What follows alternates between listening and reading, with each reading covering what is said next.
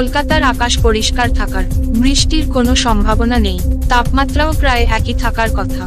আবহাওয়া দফতর সূত্রে খবর, কলকাতার সর্বোচ্চ তাপমাত্রা ছিল 29 ডিগ্রি সেলসিয়াস, যা স্বাভাবিকের থেকে 1 ডিগ্রি সেলসিয়াস কম।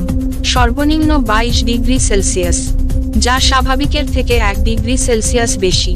বৃষ্টি হয়নি।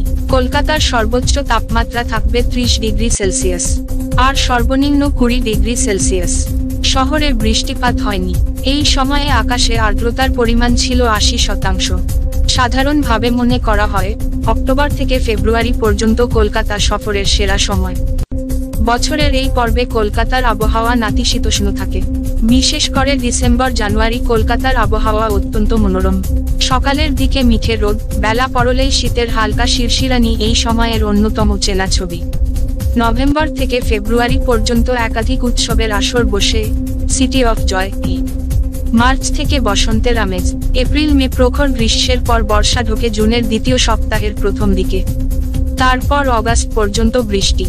সেপ্টেম্বরেও বেশ গরম থাকে মহানগর, যদিও সাময়িক ঝড় বৃষ্টি মাঝে মধ্যে তাতে রেহাই দেয়। Bureau report. জেলার বার্তা।